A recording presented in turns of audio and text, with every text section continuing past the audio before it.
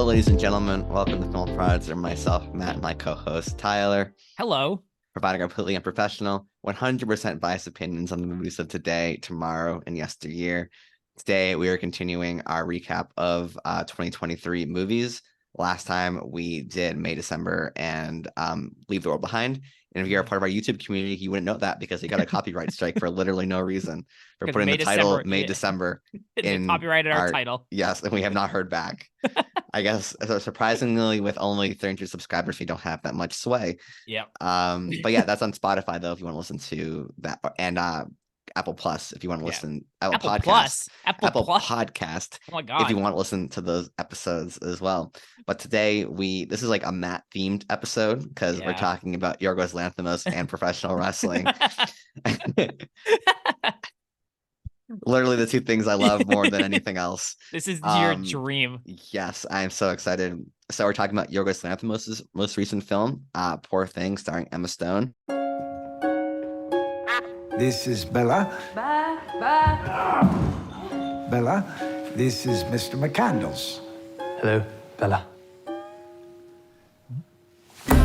Poor Things is a movie, probably my most anticipated movie of 2023, because as we went into our backgrounds like Yorgos Lanthimos quite in depth in our The Lobster episode, which came out last month. So check that out if you want our like full thoughts on Yorgos Lanthimos as a filmmaker.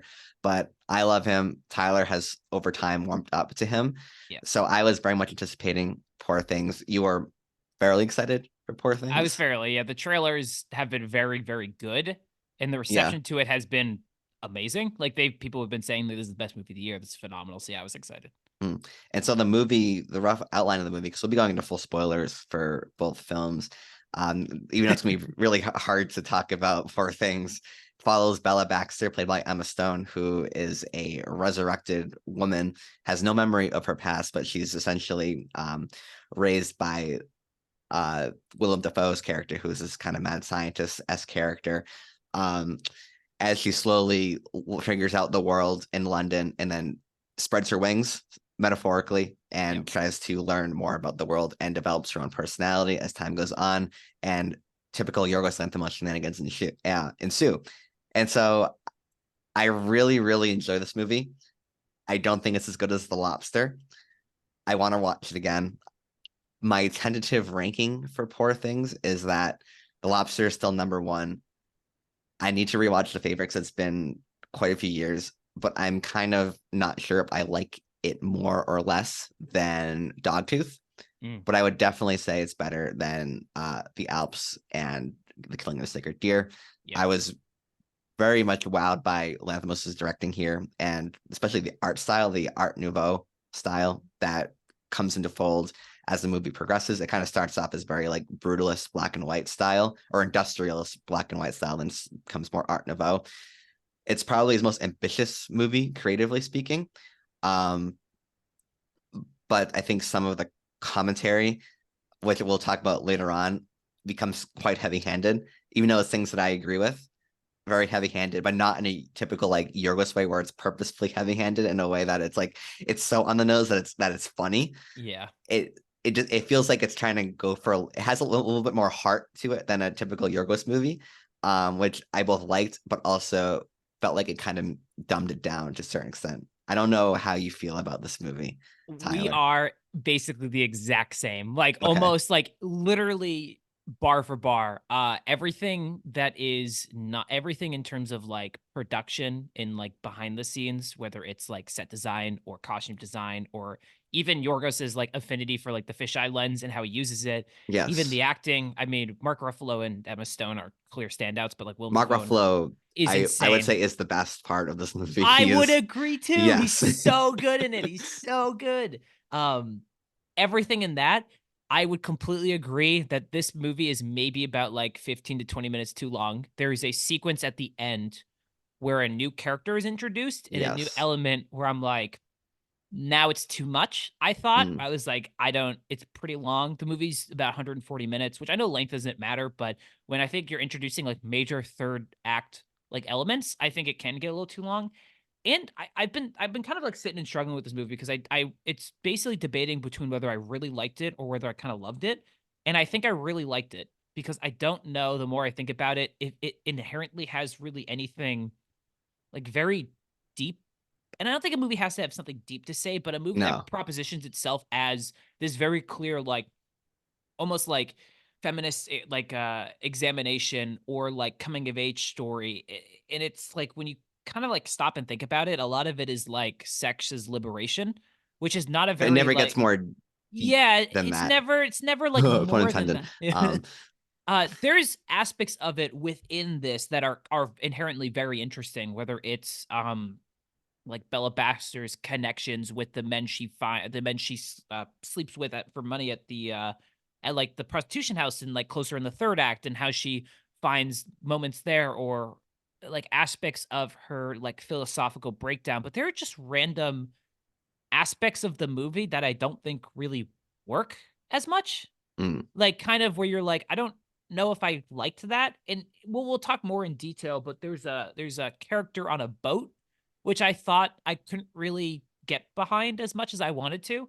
But basically, like anytime Emma Stone and Mark Ruffalo are on a scene together, I'm like, is this the best movie of the year? I'm like, these characters Their are awesome. scenes feel like they were the most Yorgos without any other, because this movie does have a few writers attached to Does it it? Okay. aside from Yorgos and like the normal guy he works with. So I definitely felt the influence of other minds in this movie. But like the scenes between Bella and Mark Ruffalo's character, whose name like I'm looking up right now. Oh, Duncan. Duncan. Yeah, Duncan Weatherbond or whatever. Bunning Bottom or something. Yeah. Like Wedderburn. their scenes where he's trying to tell her like how to follow social norms, Yep. and she is like misinterprets them. So like when when they're talking to that couple on the boat on Yeah. the ship, and she just can't bring herself to care at all about what they're saying, and then she's like, no, you gotta pretend like you care, and then so they come back and the girl's talking about how her dad died, and she goes, oh, lovely. Yeah. How Like things marvelous. like Yeah. yeah, that stuff was really funny, and just like, yeah, them trying to figure each other out, because Mark Ruffalo's character is insane, and like he's like an adventurer, but he was like so insistent at the start of the movie that like, oh, like you're gonna miss me so much, but you were great, you were a fun ride while it lasted. And then by the Yep. end of the movie, he's like hopelessly in love with her Yeah. and like just wants her back. Like stuff like that are so funny, and they're just so Yorgos. Yeah. But then like there are just scenes like the whole like brothel part just goes on forever. It's very And it's long. like, Yeah. okay, I got it. Like I got it 10 minutes ago. And Yeah. then yes, like the fact that all the men are just so hapless. It's like Yeah, it's like men find it's like a movie about like pleasure and motivation, and men find a Mm. lot of it in like sex, money, and power, and women look for like a lot, like there's a lot like deeper aspect of it, whether it's trying to find like an emotional connection or like a meaning in life. But and I mean, like the borderline issue is like, if we were like, I think it's a little deep, I think we'd come across a little incelly. I'd be like, Yeah, I mean, I'm actually, just saying like yeah, I like the message as it's yeah. by itself, but there is a heavy-handed element of it that is not common in Yorgos movies that I found kind of surprising. Yeah. Like there's usually like a gray area, and there's Yep. usually a sense that like everyone is a joke in a Yorgos movie, where it's like Yep. here you're clearly supposed to root for Bella, and Bella is a great character, but it's like sort of this weird contrast of her both being a joke, but also like the one who is supposed to be more intelligent than everyone. I can't really wrap my head about what I'm trying to say, but it's like everyone is kind of stupid, but at the same time, you're supposed to think like like the men's stupidity is somehow worse. Like I don't know Yeah. how to really phrase what I'm trying to say, but there's a I weird contrast between. I think a lot of the because I think a lot of the stuff is like, it's a movie about like a women liberation movement. Yes. It's a story about a woman who is created artificially by a man who is controlled and orchestrated, and the men around her manipulate her. But the movie seems to think like the most freeing thing and like liberating thing as a woman is kind of like the sexual liberation aspect of it, is like finding the Yeah, they go into like control the in it. academic part as well, like where Yeah, she becomes a surgeon, things. at the end though, and that's where it's Yeah. like, it's a neat little bow, and it's one of those things of when it ties to her being like really great with anatomy at the end, and like that kind of element of it isn't like She doesn't streamlined really throughout the use movie. that Yeah, at all in the movie. it's more of like a realization at the end where she's like, oh, because her and one of her either lovers or friends at the brothel is with Yeah. her at the end, and Bella Baxter is at the end is like, oh, one of my comforts is being in this surgery room, and you're like, we've never Never really got that vibe. seen that. Yeah, we're like, I know it's like you were raised by God or Godwin Willem Dafoe's character, Yeah. but like that wasn't an aspect in any area of the movie. I thought that was really interesting. I don't know. What'd you think of that? Like, what'd you think of this like streamlined kind of like character conclusion? It feels like it's wrapping up a lot in like the last act. It feels like it's trying to do a lot of character development. Like for Yeah. example, she's finally her own person. She feels liberated. She's been married to this guy who she actually likes, and then all of a sudden the former husband comes in, and then now she somehow wants to know, like now she wants to learn more about about her past. It's like I thought the whole point of where we got to this point was that she's finally her own person, and isn't supposed to care anymore. Yeah. And like that kind of comes out of nowhere. It still was good. Like I like that character, how he always has a gun on him because he thinks the servants are gonna rebel against him at any moment. His line comes through. He's like, I think there might be a war in this house. Like there might be a rebellion. Yeah. No, I do think it's and then like great. but his whole like speech at the end about like, oh, like you're my property and stuff, and it's like this feels like it's from like one of the other writers in the movie and not Yorgos, because I don't know, Yorgos's commentary is always it's just so much more dry. Yeah. And like everyone is kind of like a joke in his movies.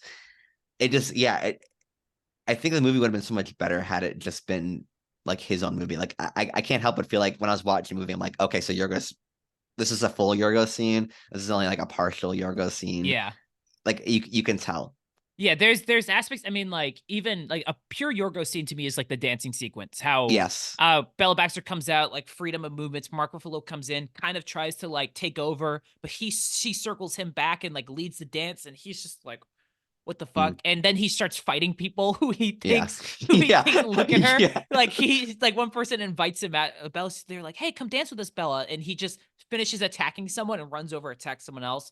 But I do agree, because a lot of the stuff at the end with the general, a lot of that like brutal control is, I mean, that's very overt. I mean, it's clearly very representative of more like aristocratic times where it's like women are property of the men, and it's like it's not great. But Mark Ruffalo also exhibits a lot of those elements with his aspects of control that he tries to have over Bella. So it feels like we're just doubling down. Yeah, it feels like the movie's making the same point over and over again. Yeah, and but even with like, because like it's different types of control. It's like Godwin has a certain type of like paternal control over. Yep.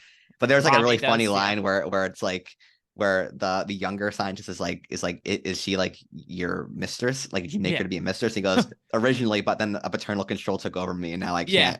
Like, he's like, I'm also a eunuch. Yeah, he's funny. like, I can't. When he's going into the scientific, it's like it would literally take days of stimulation to get me to be aroused because I am a eunuch, and you're like, what the fuck? I think because I asked you about this before, but I saw this movie in theater in a packed crowd, absolutely like sold out to the brim in LA, filled with people who did not seem like they knew what they're getting into. And in the first 5 minutes of the movie, and I'm gonna just quote the movie here for a second, but the line, "What a beautiful retard," is said in the movie. Yes. Within the first 5 minutes, got a legitimate roaring laughter in my theater. Everyone laughed in my theater. Yeah, when that happened. Then like this, there is mutilated animals with heads cut off of different animals onto their bodies. Bella Baxter plays with a flaccid penis's corpse the penis of the flaccid penis of a corpse, and then she takes a knife and stabs its eyes a bunch of times in the first 5 minutes, and you're like, my crowd was into it. They were so fucking amped, and they loved this movie. A couple people left, and I heard them, they're like, that was the weirdest fucking thing I've ever seen. But it seems like general audiences kind of like fucked with this movie a little bit. They kind of seem to like it, which I think is really curious, because I wonder what that says more about like the favorite I thought was a more like accessible movie for a general audience. Yeah. Than like Lobster, Poor Things. But people seem to be really catching on to Yorgos, which he's like the only filmmaker working today that I could think of at the top of my head who just makes whatever he wants, but yet everyone seems to understand the vibe. Yeah, everybody's like he this keeps guy's making cool. like he doesn't really compromise at all. He just keeps making weird stuff, and yet his movies are always successful. Yeah, to start like relative to their budget are always successful, and they get critical acclaim. Yeah. Like even for example, like Ari Aster's like unbridled masterpiece. Unbridled like full on his vision movie, Beau is Afraid. Yeah, did not get the warm reception that Yorgos's crazy, No, insane movie got, you yeah, know? and I think Poor Things is like, not to compare, like it's comparing apples to oranges, but two like niche directors directing Mm, something clearly within their realm of vision. I mean, Yorgos has been like kind of like streamlining to a movie like Poor Things a lot. A lot of his movies are about like relationships or sex or like yeah. power dynamics. All those movies have like a fundamental like thing that everyone can relate to, I would say. Yeah, and that aspect is definitely here. I mean, this movie is essentially like a weird coming of age story, Yeah. which I again like those movies can be really really like they can speak a lot to the human experience. And in this one, I don't want to sound like I'm dogging on this movie. I really liked this movie. This movie I'm gonna is get like into like my pros, yeah, like because it's there's just a lot of pros. Yeah. there are a lot of and it's a 2 hour and 20-minute movie with a lot in it. And if we forget something, I mean, I want to Mm, watch it again. I want to go see this again. Um, but it does feel like that when we talk about this in the sense of like either like a more feminist film or a like a coming of age story, it just feels shallow a little bit. And the more I sit with it, because I saw it a couple days ago, the more I'm like, I don't really know if it had anything like particularly new or like profound or like interesting in a sense to say. And rather, a mm, lot of it was carried, I think, from the visuals and the performances and like the sheer likability of either Yorgos's dialogue or frankly fucking Mark Ruffalo just killing it like in every yeah. single scene that he's in. I don't know. I'm very curious But it's like when because the movie's is like not trying to like when it's doing its more yeah, subtle commentary, like when Mark Ruffalo wins all that money from gambling and then Bella gives it away. Which first of all, it's funny that she trusts those sailors to take the money, and they're like, yeah, "Yeah, we'll give the money to him." Then like that whole plot line, like there's no scene where she realizes she got duped or anything, like yeah, which I think is good. I like that. But then how like respectful the sailors are being to Mark Ruffalo at first, so they're just taking his crap, even though yeah, because they think he's rich, but they find out he has no money. So then he starts yelling at them again. They just knee him in the gut, yeah, and, like things like that. Like is a commentary that I like, where it's kind of heavy handed in a way, but it's not. It's more from like action. yeah, I think is funny, um, and just from a visual standpoint, I think this might be the most like artistically beautiful movie I've seen this year. yeah, Like once they yeah, leave I mean, purposely the London is very industrialist, but once she starts traveling to Lisbon, like when all the colors start showing up and that Art Nouveau style really comes into play, the movie is just marvelous to look at. And like yeah. the scene where she's walking out and that lady's singing like the Portuguese song on her guitar, Mhm. like small moments like that, you can infer like, oh, she's starting to understand like artistic impression, like music, like experiencing that stuff for the first time. I think is captured really well. Um, what did you think about about the travel, like locations and stuff? Do you agree I, with my assessments? Oh my, I mean, yeah, I mean, Yeah, it's like I'm glad we finally just like buckled up and saw this in theaters. We did yeah, not see this together. We did see Ironclaw together. We will talk about yeah, that.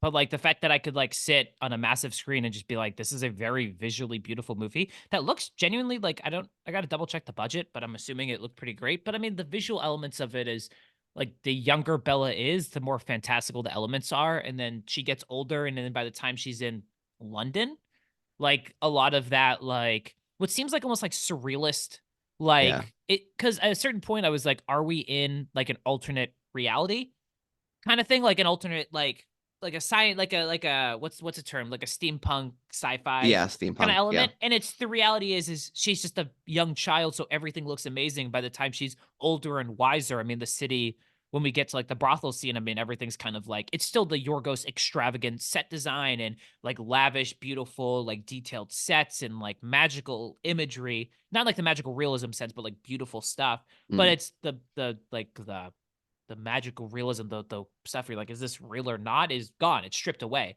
No more of those like flying tram cars in the ceiling, but it's just like snowy and cold and kind of grayer. And I mean, it's beautiful. It's like it's one of the from a production and acting standpoint, it's a 5 out of 5. It's a 10 I'm out of just 10. thinking of It's Mark beautiful. Ruffalo like taking all the money from her. Yeah. Like Or just or him just yelling like Bella, like in the or him yeah. getting that line where he gets slapped in the movie, even if I've seen it in the trailer. Oh, Oh, oh, it's yeah. the funniest fucking I thing didn't know he could ever. act so well. Like I didn't know he could play this character, but he is so good in this So good. movie. I love one of my favorite parts about this movie, and I don't know if you got this too, is it feels like a very like heightened drama. The characters act and talk very like, Yes. huh. They But have very like poetic the like prose to the way they speak. exactly. Yeah. But whenever they go like, what the fuck are you talking about? Like they really break it is the funniest thing Yeah. ever. Where Mark Ruffalo's like, what the fuck are you doing? Like, and he completely breaks from the poetic, like you said, like Again, heightened dialogue. the polite society, high society Yeah. thing where they're breaking the mold. Yeah. They break the illusion they all actually speak like this, other Yeah. than to set an example Yeah. to show off. Yeah. What do you think about everything like on the ship? Like when he meets that older woman character and her friend, and they start talking about like philosophy and stuff. That stuff to me felt like it was because this is based off a book by Alistair Gray, who is a Oh, it's a Scottish book. writer. Oh, Yes. okay. I didn't know So that. funnily enough, Yorgos Lanthimos, I was watching an interview with him. He originally wanted to make the movie in 2011. Like he met Alistair Gray in 2011 in Glasgow, and the guy was like already in his 80s. And Yorgos said like he was showing me around Glasgow, and I couldn't keep up with him. He was so fast, like Wow. moving around. And he passed away a couple of years ago, but he was a very accomplished writer from the area. And yeah, this is based directly off of his novel. And at the time, the last thing Alistair Gray said to Yorgos on his trip was like he wanted Yorgos to make his movie. He'd seen Dogtooth and loved it, and it was like, you're the person who can make this movie. But at the time, he hadn't made any English language films, so he didn't have like the budget that he wanted. So this movie has been a pet project for him for over a decade, which is kind of interesting. Oh, that's I think. awesome. Yeah, I mean, I wonder because now I genuinely like fast. I didn't know it was a book. I didn't know it was based off something, and I kind of want to read the book now. I'm kind of curious to see what a literary version of this story and element, if anything, is heightened.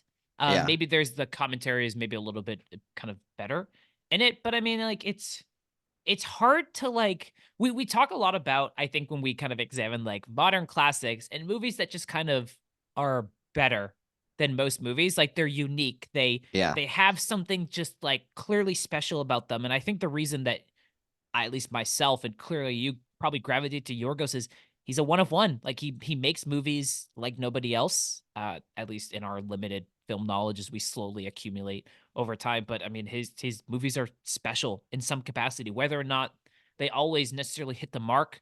I would probably akin this closer to like Killing of a Sacred Deer.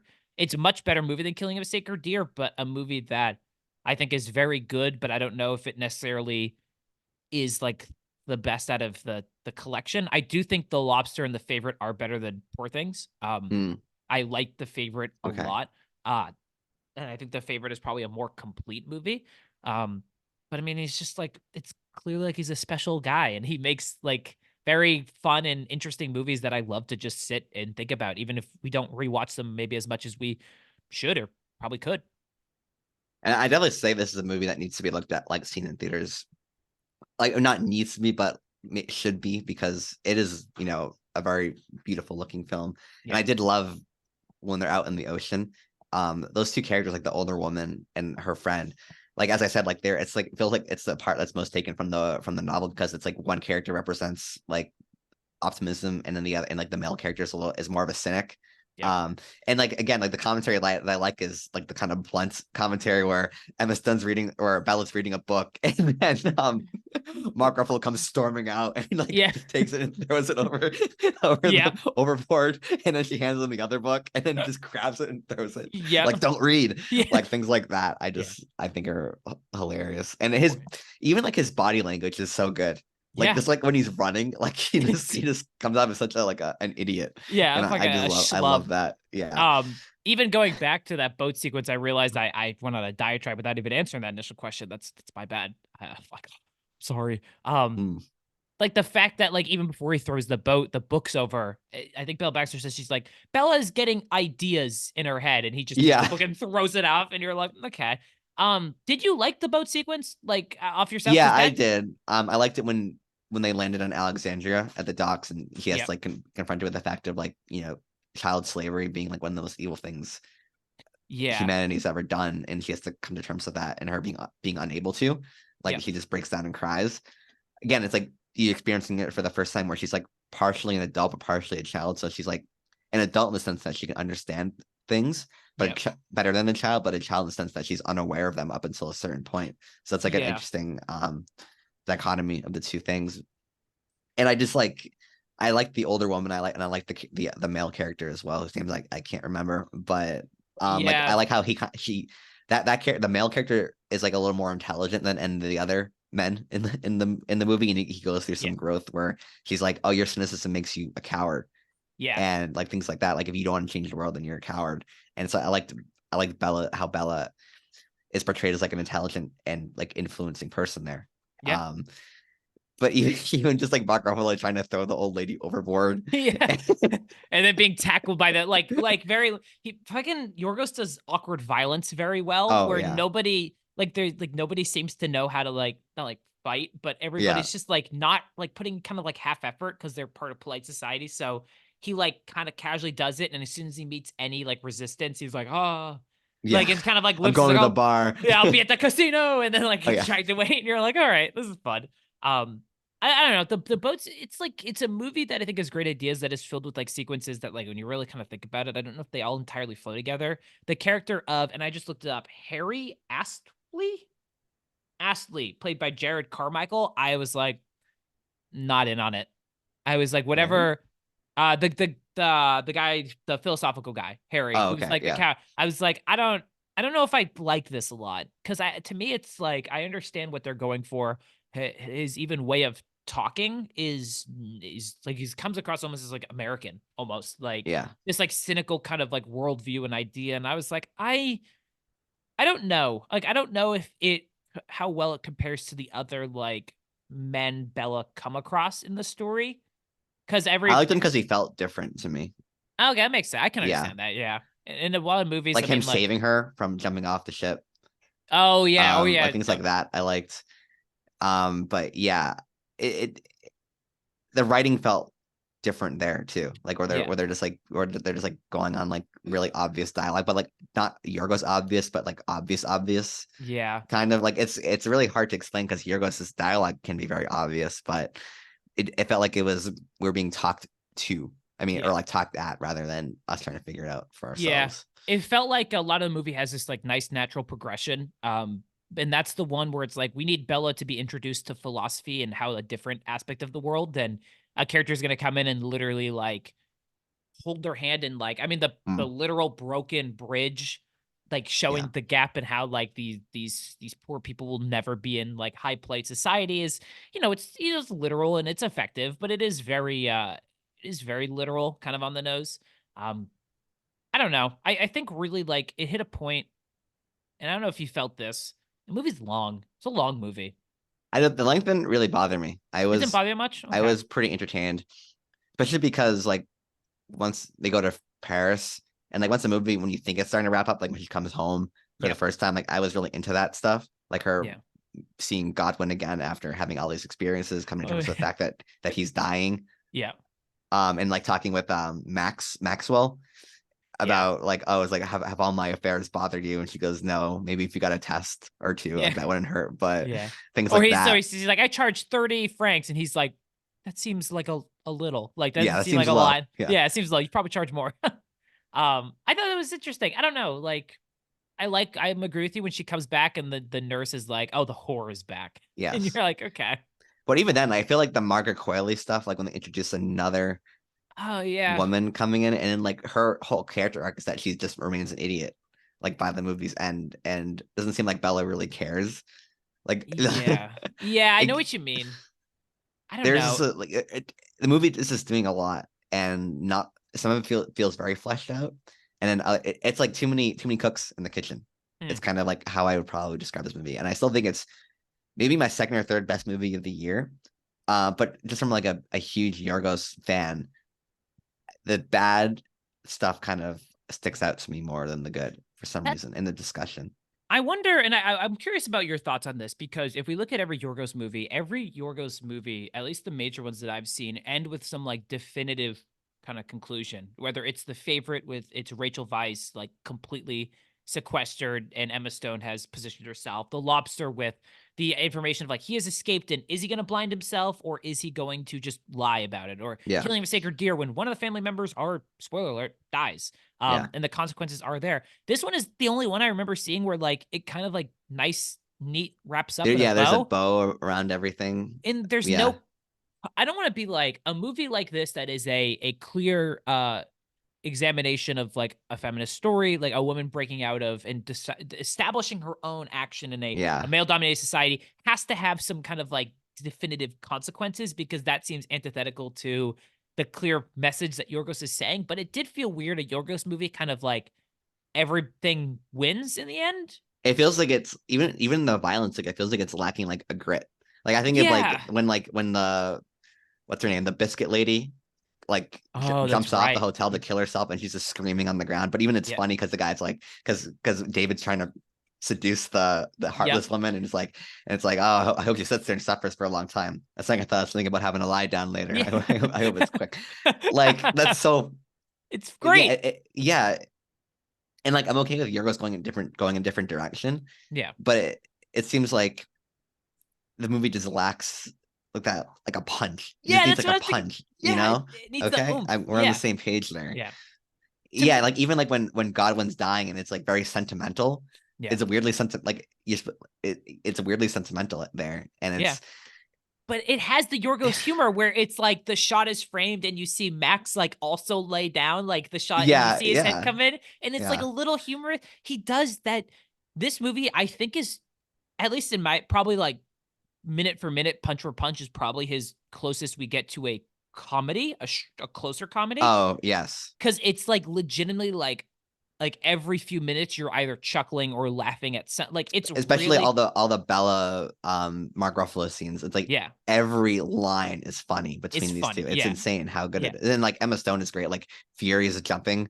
Yeah. Like, can we do Fury is jumping? Yeah. Like things like that are so funny. And her adopting that poetic speech while also kind of like remaining unique to her own character, like where she's like very bluntly describes things. It's like it's a how they balance that is really, really effective. Yeah. And we're glazing over like all the little things this movie does great, because like I think it just, the movie as a whole, like as you said, just lacks like that grit that Yeah. you need in a Yorgos movie that really hammers it home, and it teases it a lot, but it never quite. There's just too many cooks in the kitchen for this movie that makes it sort of a little more jumbled than, because this movie is like, when you think of the lobster, like the lobster sets up its world in like 10 minutes. Like you understand this world perfectly in 10 minutes. It does so many character and so much character and world building in its intro, and you're like, well, like it's so sharply written. And here takes its time. I'm okay with taking its time at the start, where it's showing her routine and her like slow development. Yep. And it does that in a very subtle way, where like over time she's speaking in more clear sentences. Yeah. But like, yeah, when she goes to Paris, it's like, got it. Okay, we got it. Yes. Yeah. We still got it, and we're like, still here. This isn't that funny. Yeah, this is a 30-minute sequence of like, I mean, there's like, what's the most outrageous? Like, I don't want to be like, I mean, to be like, oh, let's judge the outrageousness of it. But like, first off, you're right on the lobster thing. There's more world development in the one Ben Winshaw line he gives when he stands up. He's like, I love my wife very much. She died 6 days ago. Like, yeah, I have a limp or whatever his thing is again. Yeah. And there's like so much in there.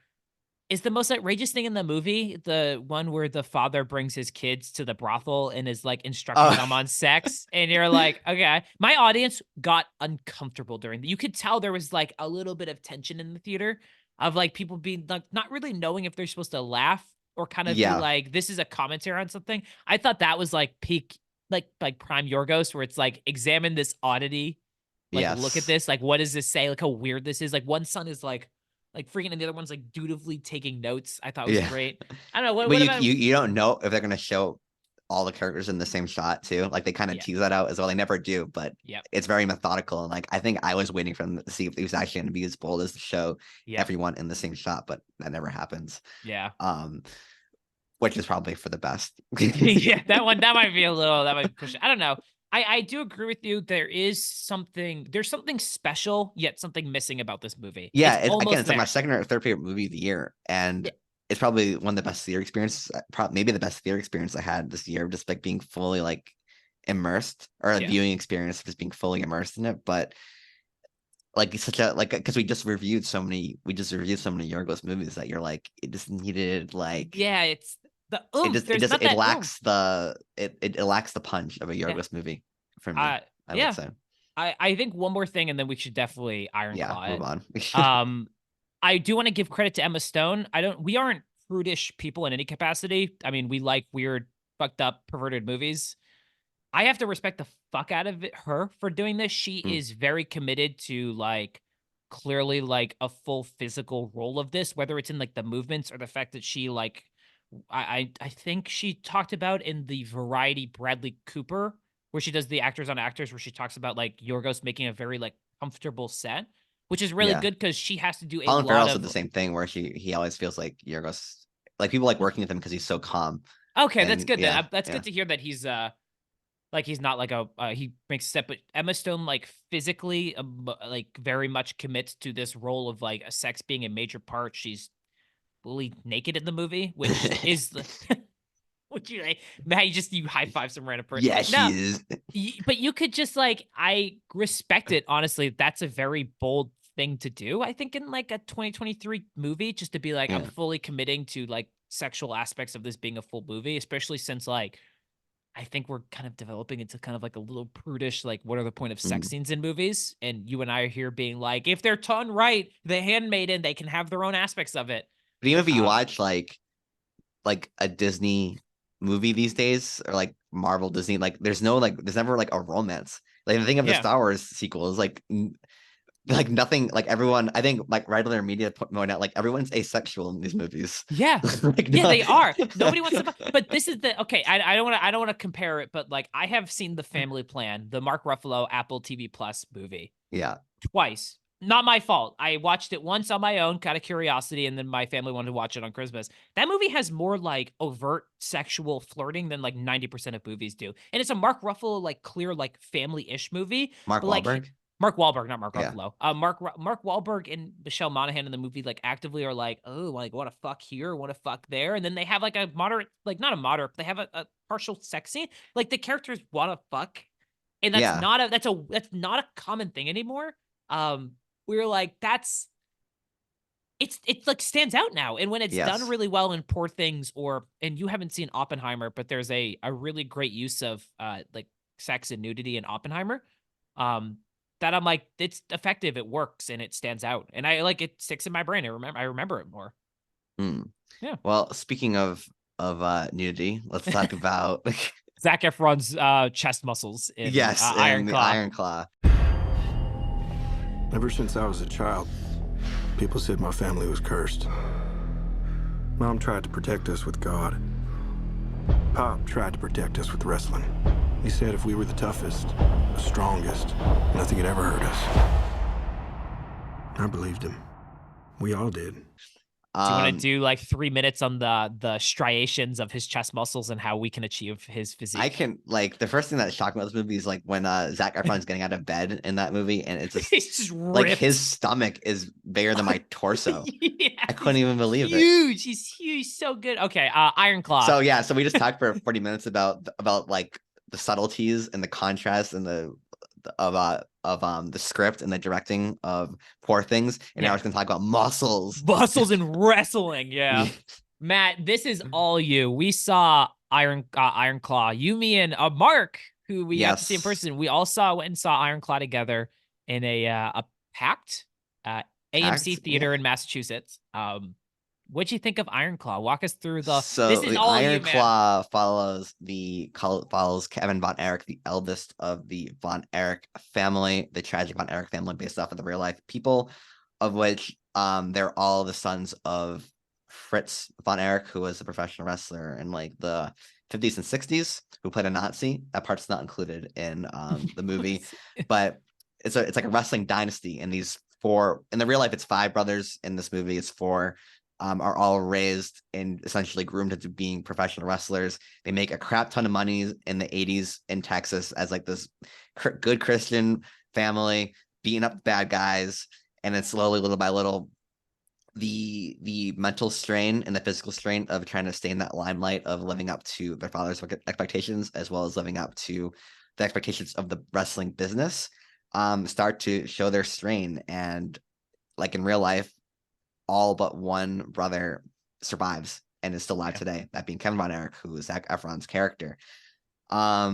As a wrestling fan, I love this movie. It might be my favorite movie of the year, actually. Wow, I think interesting. it is. Okay. The more I think, actually, like I've seen clips of it on TikTok and stuff, and You like the have more I think TikTok? about it, like yeah, I do have TikTok. Ah, Like the more I either think way. about it, like the more fondly, I'm like, I love that scene, like things like that. Me like too. going back because we saw it like about a week and a half ago. Yeah. I think it's a really great movie. I think even non-wrestling fans would love it. It's not as like directorially flashy as Poor Things. It's more of it's a very traditionally plotted film and directed film, apart from a couple sequences. But I think it is a great movie. We'll have time to sit and think about it. Tyler, what are your thoughts on the Iron Claw? Well, I want to throw this out there. I am very much a person who is a movie often. Listen, it's pretty biased. I'm going to throw this out there, but a lot of my movie I was theater. like, why Why was is there explosions? Yeah, no. Why is Zac Efron not shirtless in every scene? Come on, what am I here for? I'm very much someone who's defined by like a movie theater experience. And I did not have the best movie theater experience watching Iron Claw. I was sat next to I'm gonna put it nicely, like two probably more Republican leaning ideologies. They're probably QAnon. They're probably QAnon pure. The trailer for Alex Garland's Civil War was on before, and I was next to these two guys. One guy was just coughing up a storm. He's just every second was like, and I was like, my God. But the Civil War trailer ended, and he turned to his friend and emphatically exclaimed, there wouldn't be a civil war because we would kill all the Democrats. And I laughed at that. He at one point asked, and again, I'm going to quote him. This is not my use of language. When there's a character who enters a coma and comes out mentally because of the brain damage a little bit slower, and I quote again, he goes, "Is he retarded now?" Pretty loudly. Wait, talk about the full spoilers for this movie. Full spoilers for this movie. Yeah. I was getting to it. He at one point, okay. So full spoilers. This is my favorite part. Wait, which one is this? Is this the Zac Efron one at the end? The kissing. The kissing. Okay, so spoiler alert. Every character dies. Jeremy Allen White character shoots himself in the chest. I will talk about that in a second. Zac Efron, in a moment of like pretty good emotion, like crying, carries his body to the table, and then he puts him down on the table and like kind of like sits there and he kisses him like on the cheek, and the guy just next to me goes, "Gay." Like really loudly, like really took me out of it. I was like, what the fuck? But so at the end of the movie, Jeremy Allen White is clearly having an emotional breakdown. At one point in the movie, he loses his foot in a motorcycle accident. It's a long-standing plot point. And I don't know. I knew about the Von Erich story. I knew that only once. I didn't know how. I didn't know really the specifics. I kind of avoided it. About 6 seconds before we see the sequence where Jeremy Allen White shoots himself in the chest and kills himself, the guy very loudly next to me goes, "Hey, what happens?" And then the guy goes, he shoots himself in the chest. 2 seconds later, gunshot. And I was like, what the fuck? He couldn't have waited. He couldn't have waited. Zac Efron was out of his car, quickly searching for his brother. And the guy's like, what happens? Gunshot, he kills himself, shoots himself in the chest, shoots himself in the chest. I was like, motherfucker, it took it every weight out of the sail for me. Yeah, and then there's a point where they kept talking during the movie, and I was like, I don't have a problem like being like, hey, can you like stop talking? I've done it a lot. I'm an asshole. I get it. But the guy stood up to go to the bathroom once, and he was fucking huge. He was jacked and huge, and I was like, if I say anything, a hole is being punched through my face. He had a Stone Cold Steve Austin shirt on. I don't really know where. Yeah, a pretty cool shirt though. I will give it. He was fucking huge with cool tattoos. So a lot of my theater experience with that was like mild frustration. Just like deep emotional sadness just being persuaded by, that's pretty gay. It's like, what the fuck, man? It's like, how that's not like one. Gives his brother, he's incest and he's gay. He's gay, and you're like, what the fuck, man? You're like, it's a very like deeply sad, emotional scene. Like you've gone through all of this. Yeah. I walked out of the theater and was like, I don't know if any of the emotional beats hit. Like I'm in the same boat with you. One, this movie has aged really well in my mind. And the more I think about it, the more I like it. When I left the theater, and this isn't, I don't know if directly related to the actual theater experience. I don't know if all the emotional beats were either edited or directed in a way that made me very emotionally impacted by them. And this isn't me trying to be like, I'm a big, strong, tough guy. If a kid is in any point of anguish in a movie, I'm like actively like not okay. Like I really I do feel emotions. But there's a couple times where I'm like, I don't know if that was like directed or shot or edited in a way that I that it like got me to feel the full brunt of it, but I am clearly in the minority for this opinion. People fucking love this movie. Like love this movie. Like deeply. But what'd you think? Like, you got to walk me through it. This is whole year. That was my entire theater experience. Was some fucking prick. Well, I had an easier experience to you. Yeah. There's just so many little things that this movie does right. Like for example, like when so Kevin Von Erich, Zac Efron's character, his first championship match is against for the NWA championship, which the movie addresses. Like NWA is like the big wrestling company, and they have a smaller one. So this match is like huge for the Von Erich family for publicity wise. So like he wrestles Harley Race, NWA champion, and the actor who plays Harley Race looks so much like Harley Race that I literally like leaned in to the screen to like look. Like when he first shows up, does his promo, Yep. and it has like the grain of like an 80s television broadcast, and it's like that stuff is so great to me. Ric Flair guy, not good. He did not do a he's good a little job odd. Yeah, he's a little to odd. me. Like even the way he did the woo, like it just sounded like more aggressive. Yeah. Yeah, like that stuff was weird. I think my biggest complaint with the movie is that it never fully commits to like wrestling being a work versus it being a like an actual fight, because there are times where it's like you got the big wrestling match, Yeah. and the most egregious example for me is when Kevin's fighting Ric Flair, and like the match ends with him putting the iron claw on him. He can't break the iron. He refuses to break the iron claw, and they ring the bell, disqualification. The match is over. The movie doesn't know if it's if that was what they planned on to do before, or if that was like him losing his cool because all of his brothers are dying and his company is in debt and things like that. Yeah. And that's like my biggest complaint, because like the movie shows early on when they're doing a tag match with David and Kevin versus two other wrestlers, and like they're like, oh, we're gonna do this, like you're gonna shoot out the rope, make sure you catch me when I go off here, things like that. But then like later on, the way they talk about the fights, it's like it's like a boxing match, like, oh, you can win the belt. It's like, no, you can't, because you decided before the match starts that you're not going to win the belt. Yeah. There's like a clear, like, any detractors, I think, from your point could just be like, well, it's from Kevin Von Erich's perspective, and they take wrestling more serious than life or death. So to them, like but if they take it so seriously, then they're not going to like intentionally danger the person you're working with. But that's the like point. That's taking it more seriously than being reckless. There's also the line in the movie where he literally explains to Lily James, who becomes his wife in the movie, like what wrestling, because she's like, what is wrestling? Like, don't you know who's gonna win? And he's like, no, like it's like a job promotion. Like if I get the belt, if I do good at my job, and you're like, so you understand like that is a thing. But also like that scene with Ric Flair where he comes in, it looks like he's blood on his head, and it's like he's like, hey man, like that was great. Let's do a rematch anytime. It's like. But it's like, did he blade? Like, did he blade? Because that's the thing in wrestling.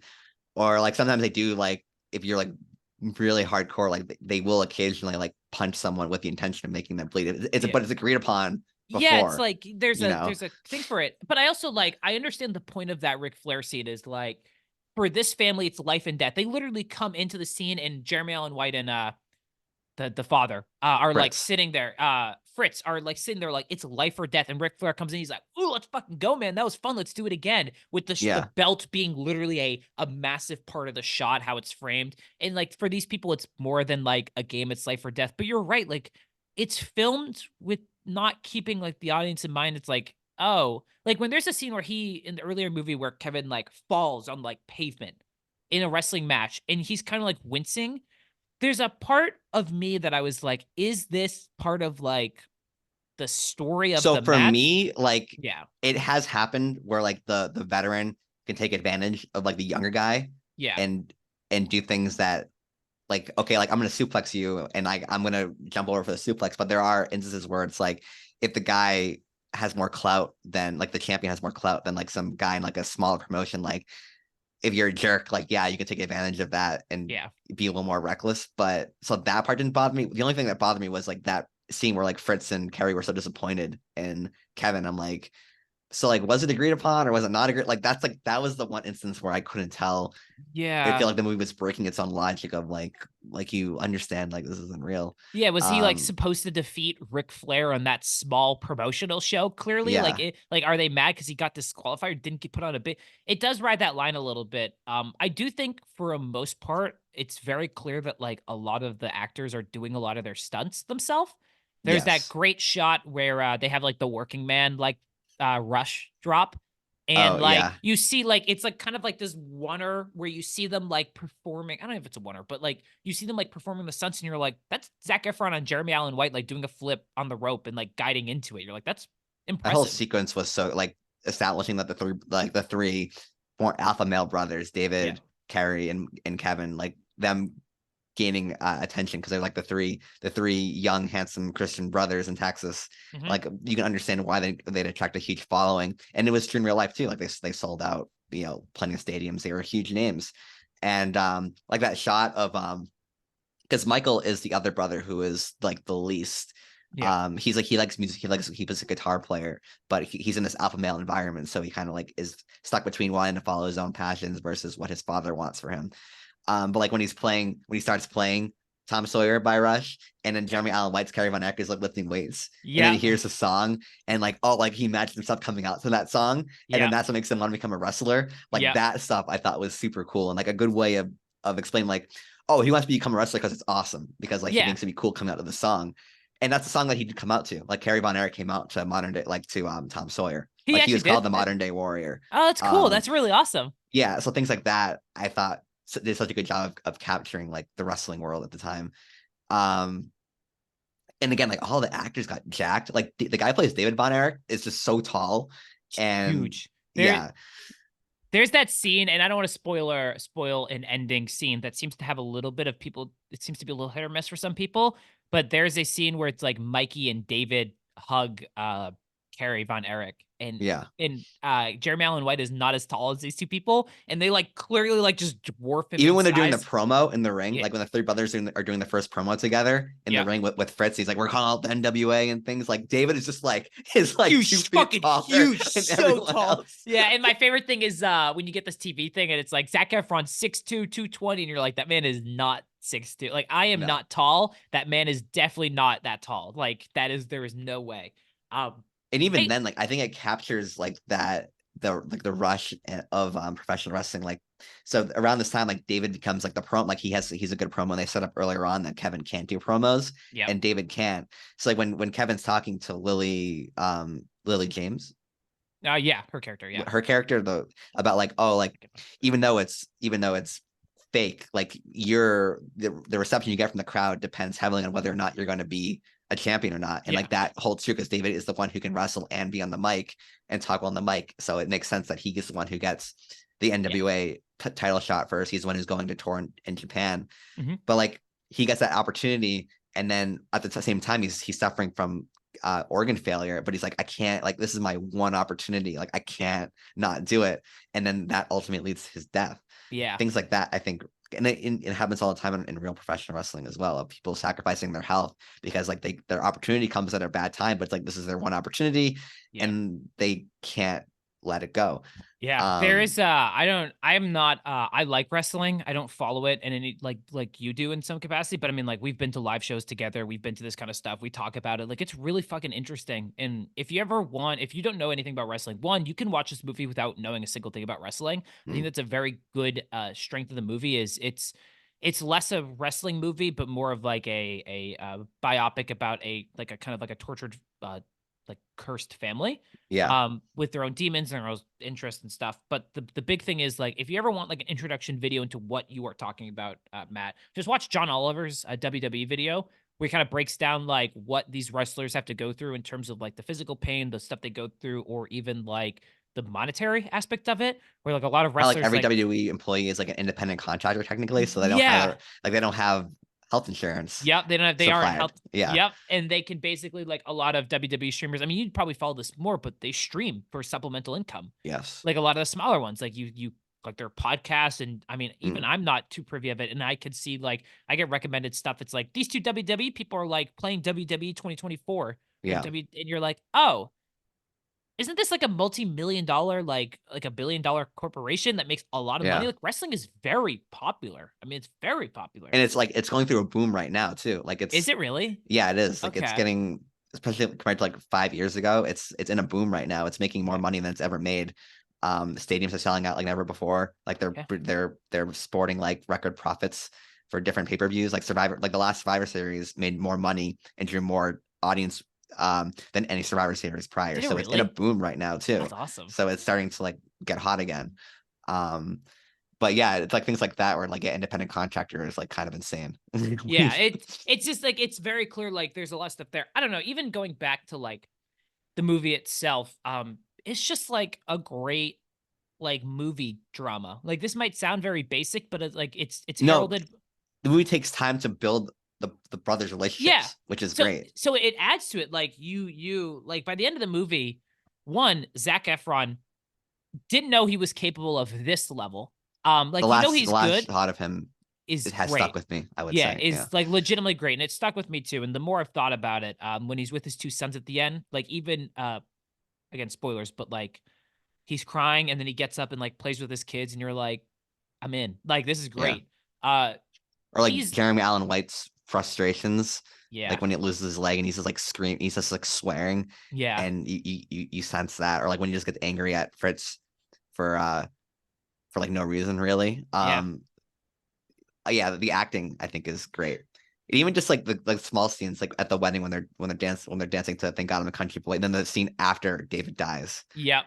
You have It this feeling of like tragedy. yeah. It's pretty like it's one of those movies that like if you we could talk about it like endlessly, but it's really it's not like Poor Things where I think it's like there's a lot of like weird stuff like subtext elements of it you could talk about. Like this is a straightforward like pretty well done, pretty effective like drama that probably should be getting like I know Oscars we don't care about them as much. You definitely don't, but like definitely is like the fact that it's not up there for like Zac Efron for an And the actor Oscar for nomination. biggest muscles goes Is to Zac Efron just comes out, yeah, he has a suit on and he he flexes and the suit flexes explodes. it. We're like, yeah, that's how we get the Oscars back. As Zac Efron has to flex, I would be there. I would buy tickets. I'd be like, how much? Front row, please. But like I didn't know he was capable of this. Like I know he was a good actor. Like I'm not trashing him, but I didn't know he could portray that kind of emotion Yeah, that he does here. there's the oh my god, there's that sequence when he kind of like ostracizes himself from his family because he's scared of the curse because multiple of his brothers Yeah, have when he died wants to now. like to change the baby's names, the last names. Yeah, and he goes there, or even like the scene where he's by himself, like training in the ring and then sleeping in the office, and he's not saying anything. It's a pure physical performance at that point, but Yeah. you're like, how the fuck is he this good? Like, how is he this good? And Zac Efron does do a lot of carrying in this movie.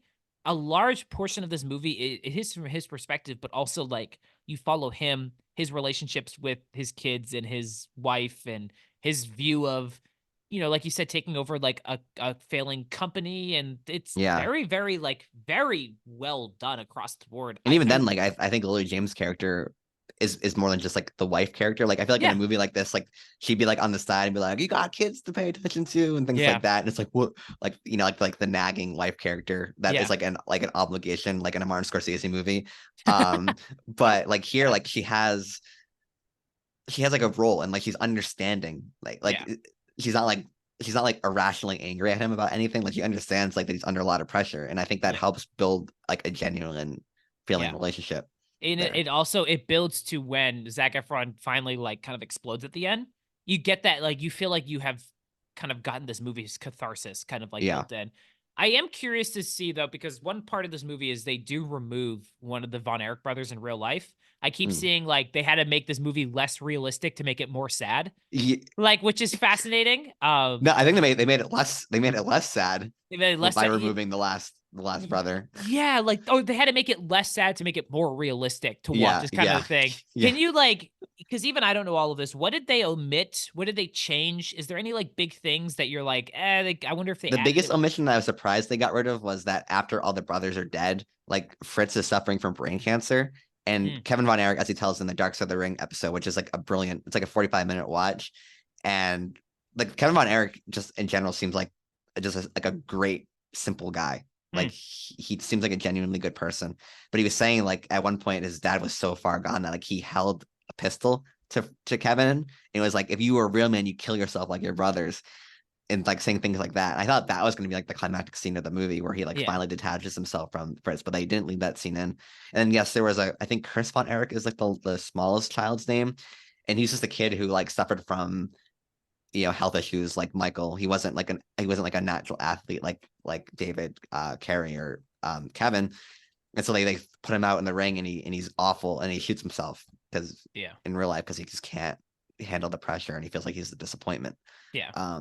Yeah. So, and like you can watch clips of all these guys wrestling. Like you watch Michael and Chris in the ring, and like they look so uncomfortable in real life doing this stuff. You can actually watch them like Yeah, wrestle. that's all this stuff, That's and like really they're fighting guys that are like 3 times their size and stuff like that. Jesus. And it's like you just get this feeling they're completely out of their element here, and so it's true to life in Yeah. that sense.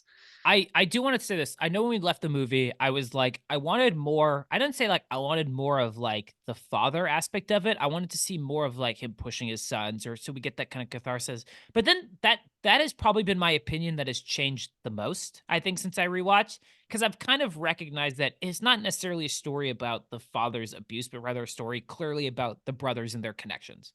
Yeah, I And think it's like yeah. I think it's almost disturbing in the sense like it's like a subtle form of toxic masculinity. It's like you Yeah. see like an outline of like a great father-son relationship between the father and the kids, but like it's like the subtle ways that toxic masculinity just like gets in your brain. You can't get it out of you. You're like, I gotta push, I gotta lift heavier weights. Yeah. Things like that. I like the subtlety of it. I think if he went too over the top, it would have lost like its immersion for me. Yeah. And even Kevin Von Erich has said like he thinks like they villainize his father too much in this movie. Really? Okay. Which I mean, like Kevin is the only person who like defends his father. Like pretty much everyone else in the wrestling world's like, yeah, the guy was a jerk. Yeah. But I mean, respect to Kevin, like it's his dad. Like I'm not gonna criticize complicated. that part. It's complicated, exactly. But from what the impression I get, it's that Fritz was not a very good person. But yeah, again, it's complicated, so I'm not gonna say too much about that or give my own opinions on the real life Fritz. Yeah, it's hard. It's hard, and I do respect like the movie's attempt clearly to at the ending sequence at least pay respect to the brothers. Yeah. The ending sequence we haven't talked about is it's not clear if it's the movie being like these characters are in the afterlife and they're united, or it's what Kevin Von Erich is imagining to be the case, where all the brothers unite and you get introduced to the youngest brother who's like a little kid, and you're like, oh, that's like, it's kind of really heavy and it's pretty impactful. I think that this is a movie that I think a lot of people should see, because I think it's one of those movies that like it is a bookmark on a fucking great movie year. The fact that this like came out and people like it's kind of spreading a lot through word of mouth, I think is fucking awesome. And is it doing well? The box office was? I don't know, it's doing well box office, but I mean, we saw it and it was a packed theater. And I don't like. This is one of those movies like I don't know much about A24, but they seem to be fucking like butchering the releases. Like Past Lives is another A24 movie that was fucking excellent this year that kind of had like a pretty piss poor like release and like marketing push. And this is another one where you're like, why is this not a bigger movie? Like it has it is a like it just. I want one. Zac Efron should be on more PEDs, make him even bigger. I want him to be huge, make him fucking more jacked. Make him more jacked. The fact that Jeremy Allen White wasn't like Zac Efron made me mad. He might be in great shape, but he's not Jeremy Zac Efron. Allen on blast for not wanting to be as jacked as How Zac dare Efron. you not get committed to the role? Yes, you might be in better physical shape than 99% of people, but Zac Efron is that 100%. You see Zac Efron doing crunches while hanging upside down on the turnbuckle. You're like, God, his like the way his abs are, and you're like, oh my God. Yeah, I don't know. I liked it. It is aged better in my mind than what I first thought, and it's just a good movie. Like it's just like a solid like adult drama movie, and we don't have. Would you say it's like, is it anywhere near your top 5 of the year? It's not my top 5. It's in my top. It's probably back half of top 10, if anything. Okay. It's been a great fucking year for movies, and that's really stupid. Like. I'm sorry. I've seen like. Do you like it more or less than Killers of the Flower Moon? I like Killers of the Flower Moon more. You just don't get it. You don't get. We had a conversation like the day before I saw Killers of the Flower Moon. He didn't say a single nice thing about Killers of the Flower Moon. I like Killers of the Flower Moon is a phenomenal movie. You said not say one nice thing about it. I'm letting the audience know that there's a film fraud here.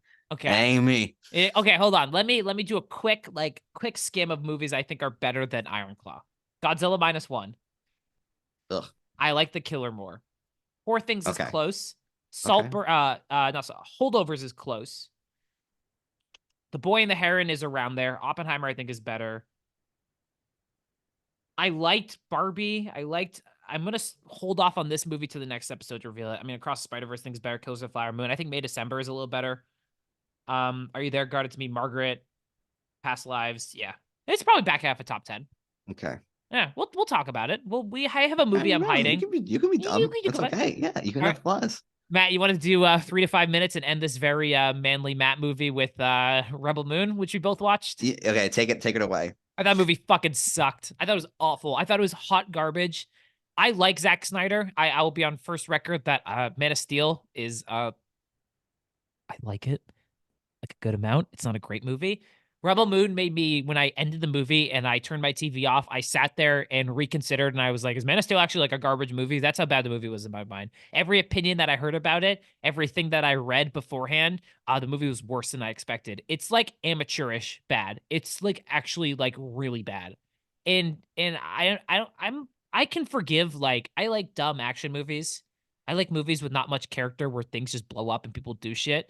This is not like, this is like an awfully written movie with characters who are just like, join our fight. And he's like, okay.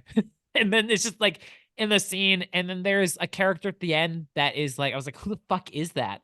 Because the Blood Axe's friend or girlfriend Who's Blood Axe? is the guy who dies at the end, who jumps into the ship and gets shot and then blows it up. He's the exactly who's Blood Axe. Oh, him. Yeah. See, but like, I thought that, I just love this, like the farm scene, that how it's like filmed in slow motion for no reason. It just makes it look even dumber.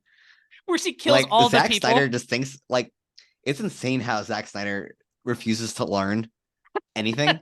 Like, I think I would say Army of the Dead was more insulting to me because it's such a fun concept, and yet it's the most miserable movie of all time. Army of the Dead is better than this. Are you kidding me? No, Army of the Dead is way worse than What the this. fuck are you on about? Army of the Dead is so much better. Army of At the Dead least is Rebel not a Moon, good like movie. Rebel Moon is serious, but like you can take a space opera seriously. Like Army of the Dead is about zombies in Las Vegas, and it's like my family. I'm blah. But And like at that least stupid scene where the main zombie like teleports basically. And Don't worry. You're worried about zombies teleporting. There are characters in this movie that are just like, I'm in. Yeah, There's but it's a sci-fi movie. Like, would the person rather live on a desert planet? There is a scene being attacked by a hawk monster, or would you rather go on a ship? There is a scene in Rebel Moon where a sword wielding double bladed fire sword lady fights a giant spider, and it fucking sucks, and it's boring and dumb. And the fact that they ruined that concept, was okay for me. No, it was bad.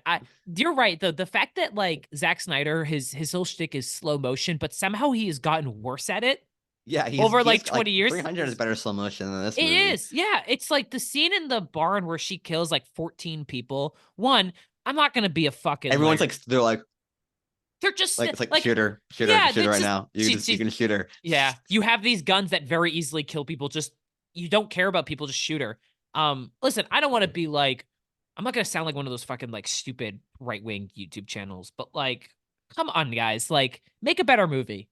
Like, just film it better, or just get better stunt people. Like, okay, so here's the thing. This is the big point I wanted to make on that is this movie is baffling to me because Netflix clearly was like, this is going to be our big tentpole science fiction action movie. The budget they gave it is absurd. The fact that they already greenlit and are releasing a second part, which I'm assuming in like March it's coming out. March, yeah, which means it's filmed and shot and almost finished by this point, if not entirely. The fact that it's part 2, which implies there will probably be more parts if it does well. But also the fact that Zack Snyder, before this movie came out, has been like, there's a director's cut. 40 minutes are gone. And I'm like, that makes no fucking sense because, one, Netflix clearly doesn't have a problem releasing bigger properties and releasing longer movies. It's not like the movie is long. It's a little over 2 hours long. But also, it's not like Netflix like stepped in. This is a clear Zack Snyder movie with a clear, like, he is clearly overseen every single element of it. So why not release the 40 extra minutes? Like, what's Netflix doing? Like, what's the point of a Is this movie a like marketing? this? I feel like they agreed upon it earlier. They must have You agreed, think? like, we're Well, gonna like- do a Snyder cut, and yeah, it's just a marketing thing. It But has to be. but it's a streaming platform. Like, it's if they put 40 extra minutes, Because then you get in to it, watch it twice, I'm Tyler. not fucking watching Rebel Moon twice. That's You what can't they. make That's me. the Snyder. You The Snyder can't fanboys make are gonna me. watch it twice. That's why they did it. That's literally. I guarantee that Zack Snyder and Netflix agreed on this. But wasn't there? Guarantee. But wasn't there a revelation that the Snyder Cut Justice League thing was actually like created and like by bots on Twitter? So it's not like people are inherently very fascinated with Zack Snyder. Like, I don't like. Yeah, the there's a cult of Snyder people that love. but it's Zack not a Snyder big movies. cut. It's clearly like a couple million people. I guess that's a big number. But like, I mean, in they make niche movie like Netflix doesn't make things that are going to appeal to everybody who has Netflix. They make niche things for everyone, for like select people who are subscribed to Netflix. Like they don't make like their big movies don't necessarily apply to everyone. But It's like clearly, this one clearly is. It's marketed front and center. They want people to watch this movie. they want people to watch it, but they also know that if they release the movie twice, the same people are going to watch it 2 times in a row, and they can boast about their numbers or whatever. Then the reception to this movie is not good. Like not from the Snyder fanboys who are going to watch. But but the thing is though, like, do people like this movie? Like, I can look at Letterboxd and see. I mean, clearly Zack Snyder has connections, like in the movie making sphere, because he keeps making garbage movies and he still gets. He's been making garbage movies for like 2 decades now. Yes. I mean, look at Roland Emmerich. Roland Emmerich makes nothing but garbage movies, and yet he still makes movies. Like, so yeah, I guess the point of this movie is, yes, people who make bad movies continue to make bad movies. Yeah, like that's just the way it is, because they have connections in the then Hollywood. Why cut then that like, guy who the Workaholics guy, Adam TJ Biller? No, the Workaholics guy, the guy who did who makes comedies. Adam McKay? No, the actor from Workaholics. I don't watch Workaholics. I don't watch it TV. either, but like the guy, I'm gonna look it up. Look at. Do you want me to distract them for? Do you want me to like, bam? Okay. Rebel Moon has a scene where they go the legendary General Titus, and he's drunk, and then they're like Adam Devine. Oh, that guy. Yeah, he's this fine. guy. Yeah. No, but he makes garbage movies. He does make garbage movies back in, yeah. Continually, and no one cares about them, and yet he keeps making them. He just doesn't learn because he has connections, and it doesn't matter because he keeps making the same crap over and over again. But what's Zack Snyder's thing? Like, why do people keep giving him his It's not like his movies are like rousing successes. Do you think they made the Outlaws because everyone was gonna watch the Outlaws with Adam Devine and Pierce Brosnan? What the fuck is the Outlaws? I've never even heard of that movie. What the fuck is the Outlaw? Wasn't there a movie? Makes garbage continuously, and it's like they keep greenlighting things. That's just how it works. Didn't he make that movie about a phone? Guillermo del Toro makes bad movies over and over again that make no money. And guess what? Don't bring Guillermo del Toro into this. You're so Hellboy wrong. 2 is the only good movie he's ever made in his life. That's absolutely Everything fucking wrong. Else is You're bad. so wrong. Pacific Rim exists. How could you say that when the giant robot punches a giant monster? You don't get it. You just don't get it. The Godzilla movies. No one cares about. I saw that trailer in theaters and I was like, let's go. I saw it on Night Swim with Olive, and she's like, I'm not seeing that movie. I'm like, I'm fucking dragging you to that movie. Like, I will. Okay. I just saw that. I saw Rebel Moon. I saw your review on it. Shyamalan, you make one kind of good movie and then you're set for life. That's how. No, hold on. Split's pretty good. But between no, Split is bad. Unbreakable. But like Split's not between bad. Sixth Sense and Split, let's hypothetically pretend like Split is good. Unbreakable's a good movie. Well, okay, between Unbreakable and Split. What else has he made? Have you seen Old, the beach movie? No, I've not seen Old, and I never will. Have you seen the one where it's the elderly people and the found footage one? Oh, isn't that also called Old? Yeah, it's about old. It's about old. Isn't it like the village? Yeah, so like, okay, the thing about the movie is you make one kind of good movie, you have like a small following, and you can just make whatever you want. Like that's how it is. What is the best Zack Snyder movie? Is it this fucking Dawn of the Dead? Movie? Is that it? Because he didn't write it. because James Gunn wrote it, who's an actual filmmaker. Okay, so most of his movies suck. Like, I'm just gonna throw that. I don't know. I watched Rebel Moon because I was like, why not? And I kind of liked Rebel Moon, so I'm the one who's like yelling about defending it. I was just like mad. I was like watching it, and it ended, and then they bring back the bad guy from Deadpool, Ed Skrein, yeah, or the transporter. Diana Harris. Oh yeah, that's right. Before he left that to do Transporter, and those movies suck. Oh yeah, yeah, I forgot about that. Move. And then he dies, and he comes back, or like any of this, or the fact that like it's the most basic, like bad guys are evil, and that's it. They just are evil, and the good guys are good, and it's just like basic. Like Man of Steel. Yeah, but Man of Steel I'm questioning it now. I'm very like. This movie has color, unlike Man of Steel. This movie has shit color. Anybody who's like, looks great. There's literally one moon that taints it orange, and the rest looks like garbage. It looks like garbage. That's still one more color than the Man of Steel. That is still one more color between gray and blue. There is gray, blue, and orange. Between gray and heavily muted blue. The movie looks like shit. I forgot about how bad that movie looks. I'm done talking about Rebel Moon. We've been talking for long enough. Imagine we got more heated about Rebel Moon than we did anything else. Yeah, that's our 2023 wrap up part 2. We talked about Poor Things, Iron Claw, and unfortunately Rebel Moon. We're going to talk about part 2 in March. Do we have to? Oh, we're going to. Oh, yeah, man. Okay. Next week we are. I'm excited for the Rebel. I want to release the center cut for Rebel Moon. You want some? Would you? How about this? Let me ask you this one final question. If a director's cut does come out, are you watching it? Maybe. See, you like the movie and you don't even want to fucking watch it. You were like, I didn't like it. I tolerated it. You're such a fucking. You like your space operas. You like your science fiction movies. You'll give a pass a little bit. Yeah, I don't know. Well, I mean, it just wasn't like when I see like the movie. What was that the movie that had the Commuter, the Denzel Washington's son movie? The Creator. Yeah, where it's just like Did you it's watch like that? it's like a movie where I haven't seen it, but it's like a movie where it's a sci-fi movie where it's like look at this really interesting world that we have, and then it's like oh I gotta protect my daughter or my son. Like You I should prefer watch the Rebel movie. Moon. It's good. I prefer Rebel Moon, which is like stupid but creative versus like really cool sci-fi setting, and it's just like I gotta take my daughter from point A to point B. You That's should like watch- that's like every other major blockbuster sci-fi movies. I gotta take my daughter from point A to point B. But that was Looper. Look at this really cool world. Gotta protect this little girl from point A to point B. Like that's just what the movies always become. And at least Rebel Moon, it's like okay, a lady with red lightsaber killed a Spider Woman. Like I prefer that over I gotta protect my daughter. You know I'm what? the same. I can't argue with that. I would recommend you watch The Creator though. It is pretty. I think it's pretty good. I think it's pretty solid. It's a good movie. I liked it. Okay. We'll do. Okay. So next week, we're probably gonna do Anatomy of. We're definitely gonna do Anatomy of Fall. We might Yes. do The Holdovers. Yep. If not, we're gonna do Anatomy of a Fall plus probably like a recap of some movies that we probably saw in 2023 we want to talk about. I have a couple, including one really big one I want to talk about that I think is completely underrated and one of the better movies of the year that I'm kind of hiding. But yeah, Matt, this is fun. Where can you find our Film Frauds podcast? 'Cause we're back. Spotify, Apple Podcasts, and YouTube, unless we got our channel taken down. You know, we're up 'Cause to we put- 10. Yeah, unless we get another strike. You know, we're to 10 5-star reviews on Spotify. Are you kidding me? Yeah, look at us. Thank Wow. you guys. Yeah. You gotta Oh my get those. I don't want to have a real job. I want to Yeah. get those reviews. Come up. on, get it to 30. Come on.